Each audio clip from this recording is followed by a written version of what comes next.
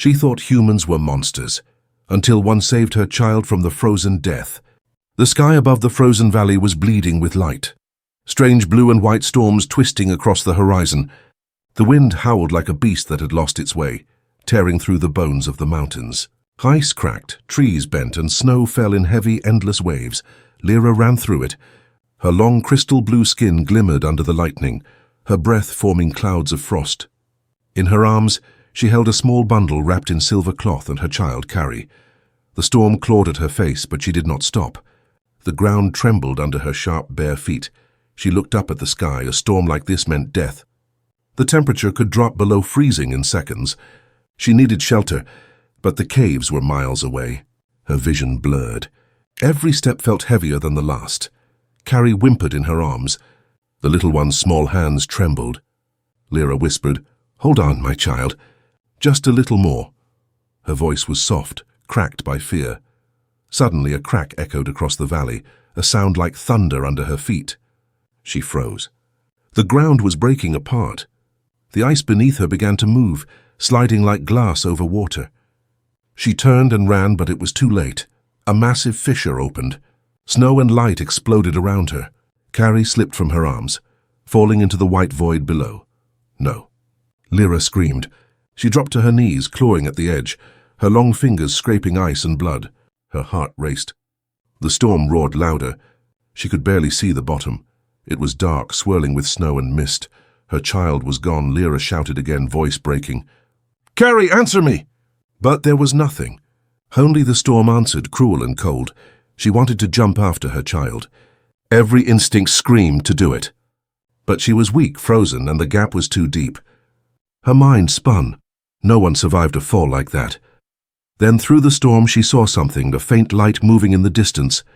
It wasn't the blue of her world's lightning. It was orange, warm, flickering.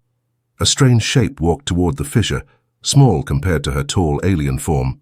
It moved slowly, like it was fighting the wind. It wore thick, torn fabric and held a torch that glowed like fire. Lyra narrowed her eyes. A creature she had never seen before. It wasn't from her world. Its shape, its movements, completely different. The being kneeled by the edge, peering into the crack. The orange light shone down into the mist. Then it did something unbelievable. It tied a rope around its waist and began to climb down. Lyra couldn't believe what she was seeing. "No, it can't," she whispered. The creature, that small, fragile thing, was descending into the deadly pit where her child had fallen. For a moment, she thought it was suicide. The storm would crush him. The cold would freeze his blood, yet he kept going, slowly, carefully. The orange light vanished into the darkness. Time felt endless. Lyra's mind raced with fear and confusion. Who was he? Why would any being risk their life for someone they didn't even know? Then a sound, a cry. Lyra's eyes widened. From the depths below came a faint, trembling voice, her child's cry. She gasped, tears freezing on her cheeks. The light moved again. The figure was climbing back, holding something small against his chest. As he neared the surface, the wind revealed his face for the first time. It was a human. His skin was rough and pale, his eyes tired but burning with determination. He wore torn gloves and a frostbitten smile. In his arms was Carrie, wrapped tightly in his coat. Lyra fell to her knees as he reached the edge, pulling himself and the child out with sheer strength. He collapsed in the snow, chest rising and falling in exhaustion. She moved forward, unsure whether to trust him or fear him. The storm quieted, just for a moment, as if the world itself was watching. The human opened his eyes and looked at her. "She's safe," he whispered through chattering teeth. Lyra could not speak. No one, not even her own kind, had ever shown such compassion. For the first time in her life she saw warmth, not from the fire but from a heart, and in that frozen world an alien mother met the bravest creature she would ever know, a human. The storm finally began to fade. The wind slowed, and the world grew eerily quiet, like the planet itself was holding its breath. The snow fell softly now, covering the frozen ground like white ash after a great fire. Lyra knelt beside the strange creature, the human, watching the small flames of his torch flicker weakly against the cold air. His breath came in sharp gasps, visible as clouds of steam. He looked fragile, yet powerful in a way she could not understand. Carrie stirred in his arms, coughing softly. Lyra rushed forward and took her child, pressing the small alien girl to her chest. Carrie was alive, weak but alive. A small whimper escaped her lips, and Lyra felt tears of relief burn her eyes again. She looked back at the human. His eyes were half closed, his lips blue. He had given his own warmth to her child. His coat was open, his hands shaking. The torch slipped from his fingers and fell into the snow. Without thinking, Lyra caught him before he collapsed fully. "Stay awake," she said, though she knew he could not understand her words. "You will die if you sleep." He opened his eyes, dazed. "It's fine," he whispered in his own strange language. His voice was broken but calm. He smiled faintly, not out of strength but kindness. Then his body went limp. Lyra froze for a second. Her kind had always feared outsiders. Their laws forbade contact with other species. The old stories said humans were dangerous wanderers, destroyers of worlds, but the being lying unconscious before her had saved her child's life. She could not leave him here. With strength born from gratitude and instinct, Lyra lifted the human onto her back. He was heavy, and the snow made every step painful, but she pressed on. Carrie slept against her shoulder, small breaths fogging her neck. Hours passed. The storm had left the world silent and empty, the sky now pale and endless. In the distance, the frozen peaks shimmered like glass towers. At last she reached the mouth of a dark cave, half buried under ice. She entered quickly, setting the human down near a cluster of glowing blue stones that gave off faint warmth. Her people used them for healing and light. The glow spread across his pale face, reflecting in his tired eyes. Lyra placed a thick layer of furs over him. The human did not wake, but his breathing steadied. She sat nearby, watching him. Carrie slept beside her, tiny fingers gripping her mother's arm. For a long time, Lyra just listened. The sound of dripping water from melting ice, the faint whisper of wind outside. She wondered who he was. What kind of being would risk his life for someone so different? She reached out and touched his hand. It was rough and scarred, but strangely warm. Her people's skin was smooth and cold like crystal. His was alive, imperfect, but full of strength. In her world, compassion was seen as weakness. Survival came first, always. Yet this fragile creature had shown more courage than any warrior she had ever known. Carrie stirred again. "Mother, who is he?" the child whispered. Lyra looked down at her daughter, unsure how to answer. "I don't know," she said softly, "but he saved you. That is enough." Outside, a faint rumble echoed, was the sound of flying crafts. Her heart skipped. The patrols were returning from the ice plains. If they found a human here, they would kill him on sight. She looked toward the cave entrance, then back at the sleeping man. Her instincts battled inside her. Protect her people or protect this stranger who had risked everything for her child. Finally, she stood and whispered to herself, "No one will harm him. Not while I still breathe." She moved quickly, hiding his torch and belongings under layers of snow and stone. Then she covered the cave's entrance with shards of ice to block the view from outside. Kneeling beside him again, she listened to his heartbeat, faint but steady. For the first time, Lyra felt something new inside her chest, not fear, not duty, but hope. The storm outside had ended, but another was beginning, one that would change both their worlds forever. And deep in that frozen cave, the alien mother and the human rescuer lay side by side, unaware that fate had just bound their lives together. The sound of dripping water echoed softly through the cave. Blue crystals glowed faintly on the walls, their light dancing over the frozen stones. The storm outside had faded to silence. Only the whisper of the wind could be heard now, like the world itself was holding its breath. Iran opened his eyes slowly. His body ached. Every breath burned like ice inside his chest. For a moment he didn't remember where he was. The last thing he recalled was climbing through the storm, reaching for the small child, and then nothing. When his vision cleared, he saw her, the alien woman, tall, graceful, with pale blue skin that shimmered like frozen glass. She sat beside a small fire made from glowing stones, her long silver hair falling over her shoulders. The child he had saved slept beside her, wrapped in soft furs. Eren tried to move, but pain shot through his ribs. He winced, and she immediately turned toward him.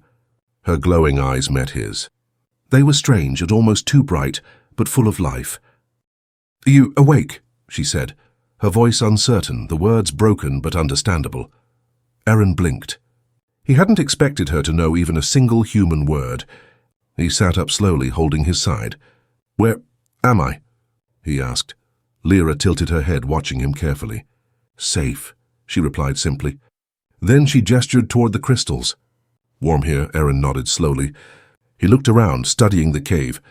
It was alien, but somehow comforting. A small pocket of light in an endless frozen world. He noticed the child stirring beside her mother. The little one blinked at him with wide, curious eyes. "You saved me," she whispered softly, her voice trembling like she wasn't sure if he was real. Aaron smiled weakly. "Yeah," he said. "You're safe now." Lyra watched the exchange silently. There was something gentle in his tone, something she had never heard before, not even among her own kind. Compassion. Her people spoke with logic, command, and order. But this human. He spoke with warmth. When Aaron tried to stand, Lyra moved closer quickly, placing a hand on his shoulder to stop him. "Rest," she said. "Storm, not gone. Still danger." Her touch was cold, but her gesture was kind. He nodded and sat back down, surprised by how protective she seemed. He studied her face, the way her features caught the light. You speak English?" he asked slowly. She frowned, not understanding. "Speak," she repeated. He pointed at himself. "Human, Earth," then pointed at her. "You?" Lyra hesitated, then tapped her chest. "Lyra," she said. Then she pointed at the child. "Kari," Aaron smiled. "Lyra, Kari." He pressed his hand to his chest. "Aaron," Kari giggled softly, repeating, "Aaron." Her voice echoed sweetly in the cave. For the first time since the storm, Lyra smiled too. It was small, uncertain, like she was still learning what a smile meant. They shared food, Aaron's emergency rations, and Lyra's strange, glowing berries that tasted like frost and honey. Neither understood the other's language, but they spoke with gestures and looks. It was awkward, yet peaceful. But peace in her world never lasted long. Far away, the sound of engines hummed through the sky, faint but growing. Lyra's ears twitched. Her people's patrol crafts were near. She stood quickly, scanning the icy horizon through a small gap in the cave. Her heart raced. If they found the human, everything would end. Her people believed humans were a threat, a danger to the balance of their frozen world. She turned to Aaron. "Hide," she said firmly, pointing deeper into the cave. "Now." Aaron looked confused. "What? Why?" "Danger," she repeated. Her eyes burned with urgency. "My people. Kill you." The message hit him instantly. His body tensed, and he moved quickly, following her toward a deeper tunnel. As the engines grew louder, Lyra covered the fire with snow and stone, plunging the cave into near darkness. Only the faint glow of the crystals remained. Kari clung to her mother's arm, whispering, "Will they hurt him?" Lyra's heart twisted. She looked at her daughter, then toward where Aaron was hiding. "Not if I can stop them," she said softly. Outside, shadows passed over the ice, the patrols sweeping the storm's aftermath. Inside the cave, 3 lives waited in silence, a mother, her child, and a human stranger who had brought warmth to a frozen world. And as the patrol lights scanned the snow outside, Lyra made a silent promise she would protect him, no matter the cost, because for the first time in her life, she understood something her people had forgotten long ago. Compassion was not weakness. It was strength. The wind returned slow and heavy, carrying the deep hum of engines above the frozen valley. Faint blue lights swept across the snow, moving in wide circles, searching, scanning. The patrol ships of Lyra's people had arrived. Inside the cave, everything was silent. The small flame had been smothered, the air cold again. Lyra pressed herself against the wall, holding Kari close. Aaron crouched in the shadows deeper inside, his breath shallow and slow. A sharp mechanical sound echoed from outside, the sound of landing struts crushing ice. Lyra's heart pounded. They were close. Through the narrow crack at the cave's entrance, she saw 2 figures emerge from the ship. Tall, armored, with glowing white eyes behind helmets, guardians of the Frost Order. Their armor reflected the storm's light like mirrors. They carried scanners that hummed as they walked. "Search the caves," one said through a metallic voice filter. We detected energy signatures from this area. Lyra froze. They were tracking the fire crystals. If they entered the cave, they would find the human. And when they did, they would kill him, Matt and her, for helping. She whispered to Kari, "Stay quiet." "No sound." Kari nodded, burying her face in her mother's shoulder. Her small body trembled, but she did not cry. Lyra took a slow breath, then stepped toward the entrance. Her mind raced. She needed a reason, something that would make them leave. She pushed aside the ice barrier and stepped into the open. The wind hit her face like knives, but she didn't flinch. The Guardians turned toward her instantly, weapons ready. "Identify yourself," one demanded. Lyra raised her hands calmly. "Lyra of the Northern Crest," she said firmly. Her voice carried through the storm. "I seek shelter for my child." "The storm nearly took us." The Guardians scanned her quickly. "You are far from your sector," the other said. "Why are there energy readings here?" "I used healing crystals," she lied smoothly. "My child was freezing." The scanner in his hand beeped again. The Guardian frowned. Strange. Another heat source deeper inside. Lyra's heart almost stopped. She forced herself to stay calm.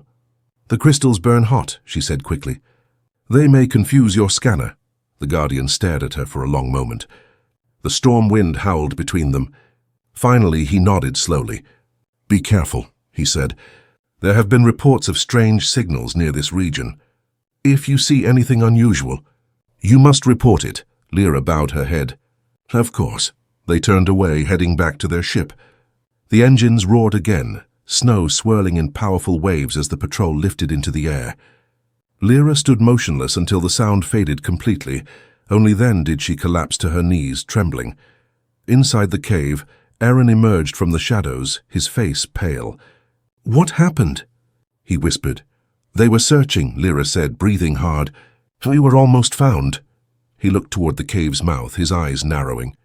"Your people, they would kill me?" "Yes," she said quietly. "They fear what they don't know." Aaron nodded slowly. "That's not so different from us." The silence that followed was heavy but strange, like a bridge had just been built between them. Two worlds, two fears, and one fragile bond. Kari crawled closer to Aaron, her bright eyes wide with trust. "You are not bad," she said softly. "You saved me." Aaron smiled, small but warm.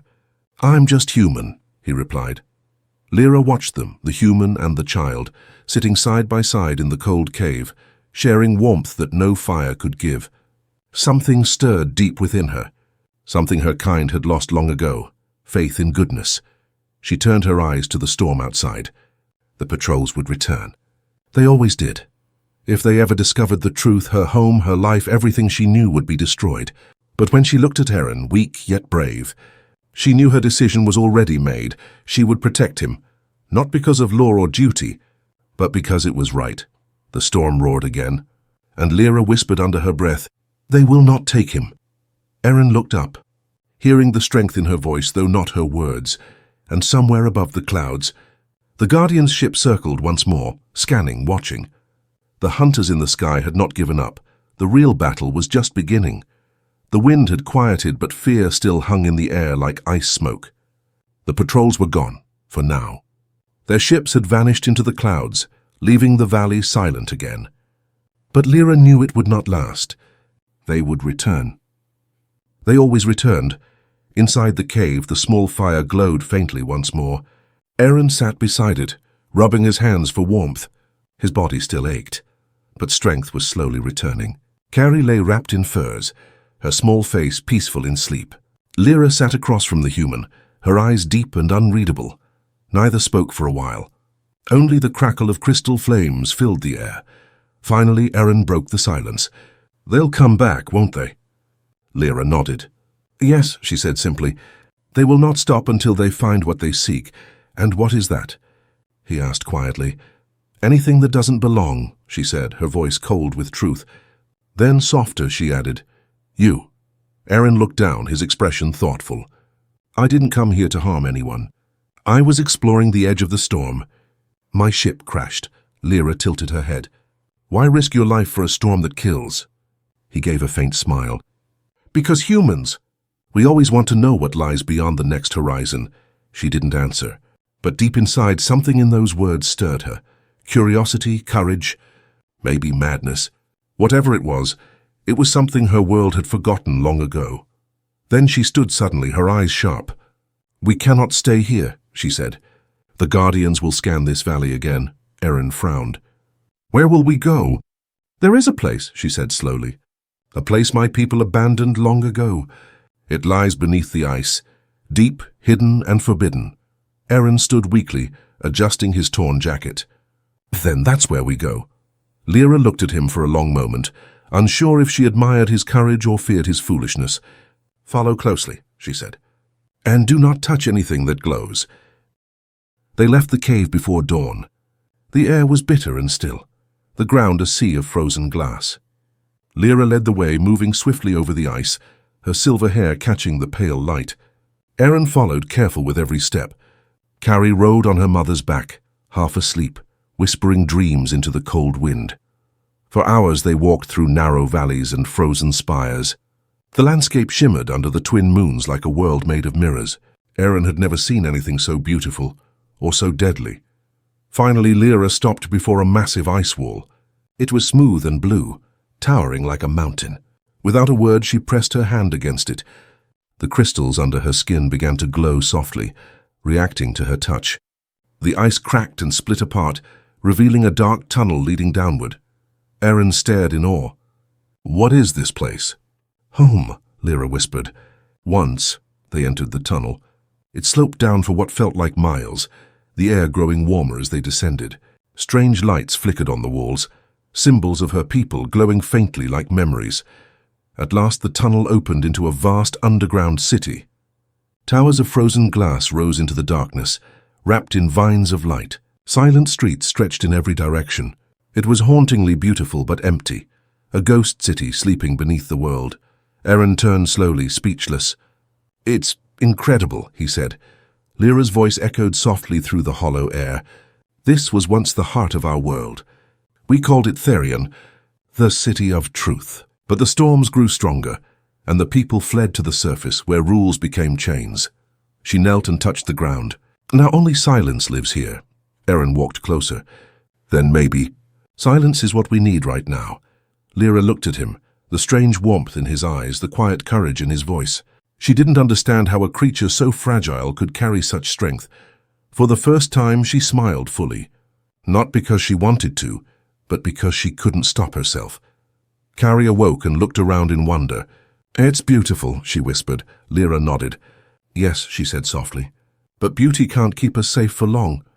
Erin looked toward the tunnels that stretched beyond the city. "Then we'll make it safe," he said simply. In that ancient place beneath the ice, two worlds had found shelter, one built on fear, the other on hope. And as the last flicker of crystal light reflected in Lyra's eyes, she realized something no one from her kind had said in centuries. "Maybe," she whispered, "the humans came here for a reason." The city of Therion lay silent beneath the world, a sleeping heart of ice and glass. Every wall shimmered with pale light, and the air hummed softly, like the city itself was dreaming. Erin walked slowly through the empty streets, his footsteps echoing across the frozen stone. He had seen many strange worlds before, but nothing like this. Towers of clear crystal rose above him, frozen in time. Strange runes pulsed faintly on the ground, and beneath the glass floor flowed rivers of glowing energy. Beautiful, but somehow sad. "This place is alive," he whispered. Lyra walked beside him, her eyes scanning the old symbols. "It remembers," she said quietly. "Our ancestors built this city with the essence of the storm. It was power and wisdom combined." Erin touched one of the walls gently. It was warm, impossibly warm, like sunlight trapped in ice. "If it's still alive," he said, "maybe it can help us." Lyra shook her head. "No one has touched the heart of Therion for centuries. The power here, it changed us. It made our people fear emotion, fear connection. They sealed this place to protect themselves from it." Erin frowned. "From feeling?" She nodded slowly. "The energy here doesn't just warm the body. It touches the soul. It awakens what's hidden." They walked further until they reached a massive chamber, circular with a crystal column in the center that glowed like a captured star. The air vibrated around it, humming with deep ancient life. Carrie's small voice broke the silence. "It's beautiful," she whispered, eyes wide. Lyra nodded, but her voice was soft with worry. Beautiful things are often dangerous. Eren stepped closer, drawn by something he couldn't explain. As he approached the glowing column, faint images appeared inside the crystal. Memories, voices, shadows of Lyra's people, laughing, crying, living. He reached out his hand slowly. Lyra's eyes widened. Wait, but it was too late. His fingertips touched the surface. A surge of light exploded through the room, spreading in waves of blue and gold. The floor trembled. The air shimmered. Kari screamed and hid behind her mother as Lyra shielded her eyes. When the light faded, Eren stood frozen, surrounded by a swirling aura of pale fire. His eyes glowed faintly. For a moment he saw everything. The rise and fall of Therion, the storms, the people's fear, their hunger for control. He felt their emotions, their pain, and their love. Then it was gone. The light sank back into the crystal, and he fell to his knees, gasping for breath. Lyra rushed to him. Eren, what did you do? I don't know, he said, breathing hard. It was like it spoke to me. She stared at him, disbelief and fear in her eyes. It shouldn't be possible. Only our kind can connect to the city's core. It rejects outsiders. Eren looked up, his voice trembling but sure. Then maybe it didn't see me as an outsider. Silence fell between them. The crystal pulsed once, softly, as if agreeing. Kari peeked out from behind her mother, whispering, "He made it wake up." Lyra turned toward the glowing column. The patterns across the walls had changed. New lines of light forming ancient symbols she had never seen before. Her people's forgotten language. She could almost read them, and what they said chilled her blood. The one who feels beyond blood shall open the path of balance. She looked at Eren. His skin still glowed faintly under the light, his eyes reflecting the warmth of the crystal. "You've done something impossible," she whispered. "You've awakened the heart of Therion." He stood, still weak but calm. "Then maybe it can help us stop the storm," he said. "Maybe your people don't have to live in fear anymore." Lyra looked away, torn between awe and terror. "If they find out what you've done, they will not stop until they destroy this place. And you." Eren smiled faintly. "Then we keep moving forward, together." Kari grabbed her mother's hand. "He's not like the others, Mother. He's light." Lyra stared at Eren, this fragile being from another world, who somehow awakened what her people had buried for generations. The air around them shimmered softly, as if the city itself was listening. For the first time, she didn't feel cold, but far above on the frozen surface, the Guardians had already detected the surge of energy from deep below. Their ships turned toward the mountains once more, cutting through the storm. The hidden light had been found, and with it, war was coming. The silence of Therion shattered. Far above the ice, the Guardian ships tore through the clouds like silver blades. Their engines roared, shaking the frozen mountains. They had found the signal, the light that should have never awakened. Down below in the heart of the ancient city, Lyra felt the tremor before she heard the sound. The walls of crystal hummed with warning, the lights flickering from calm blue to harsh red. The city itself seemed afraid. "They found us," she whispered. Eren stood beside the glowing core, his face pale in the shifting light. "How long before they reach us?" "Minutes," she said. "Maybe less." Kari clutched her mother's hand, trembling. "Mother, they'll hurt him." Lyra knelt beside her daughter and touched her cheek gently. "Not if I can stop them." Eren looked at her, this alien woman who had once feared him. Now her eyes burned with fierce determination. "You can't fight them alone," he said. "Let me help." Lyra shook her head. "You don't understand their power." "No," he said quietly. "I don't, but I know what it means to protect someone." She looked at him, the strange warmth in his voice, the human courage that defied logic. Something inside her shifted again. He was right. They had both already risked too much to turn back now. The ground shook violently. Cracks spread through the ice above them. A beam of light pierced the ceiling as the Guardians' weapons began to cut through the frozen layers. Lyra turned to Eren. "The core listens to you," she said quickly. "When you touched it, it responded. Maybe you can control it," Eren frowned. "Control it? How?" "Through feeling," she said. "Through what my people fear most." He took a deep breath and placed his hand against the glowing crystal again. The light flared, brighter than before. He closed his eyes, focusing, not on power, but on everything he'd felt since the storm. The fear, the pain, the kindness in Lyra's eyes, the small hand of a child he'd saved. The crystal pulsed, responding to his emotions. The air vibrated with energy, and the ancient runes around the chamber blazed to life. Above them, the guardians broke through the ceiling. Ice rained down like shattered glass. Dozens of armored figures descended through the breach, weapons glowing. "Step away from the core," one shouted. "You are violating sacred law." Lyra stepped in front of Eren, her arms spread wide.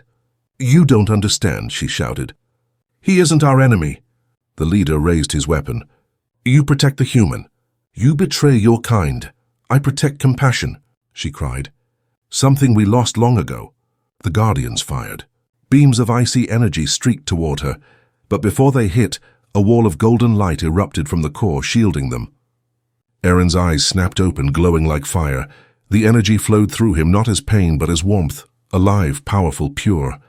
The city itself seemed to awaken, its towers glowing brighter and brighter. The guardians stumbled back, shielding their eyes. "He's merging with the core!" one shouted. Eren's voice echoed through the chamber, calm yet thunderous. "You don't have to live in fear anymore." The storm outside howled louder than ever. The energy from Therion surged through the ice, spreading to the surface. The blizzards began to calm, their furious winds melting into soft snow. Lyra felt it, the balance returning. The light he had awakened was changing everything, cleansing the frozen world. The guardians lowered their weapons one by one, their armor flickering with the same blue glow as the city. Their anger faded, replaced by awe. Eren fell to his knees, exhausted. The light around him dimmed, returning to the core. The chamber grew still again. Lyra ran to him, catching him before he collapsed completely. His breathing was weak but steady. He looked up at her and smiled faintly. "Guess it worked." Tears filled her eyes, something her kind had forgotten how to do. "You changed our world," she whispered. "You brought back what we lost." He looked toward the crystal, now glowing softly like a heartbeat. "No," he said quietly. "You did. You chose compassion." Outside, the storm had ended. The sky was clear for the first time in centuries. Pale sunlight touched the ice, painting the world in gold. Carrie ran forward and took Eren's hand in hers. "Will you stay with us?" she asked. Eren smiled weakly. "If your mother lets me." Lyra laughed softly, a sound she never thought she'd make. "You are no longer a stranger, human. You are part of our storm now." As the last winds of the ice world faded into peace, the brave human who had fallen from the sky and the alien mother who had once feared love stood together, proof that warmth could bloom even in the coldest of worlds. And somewhere deep in the heart of Therion, the ancient light pulsed once more, not in warning, but in harmony. The storm was over, the world had awakened.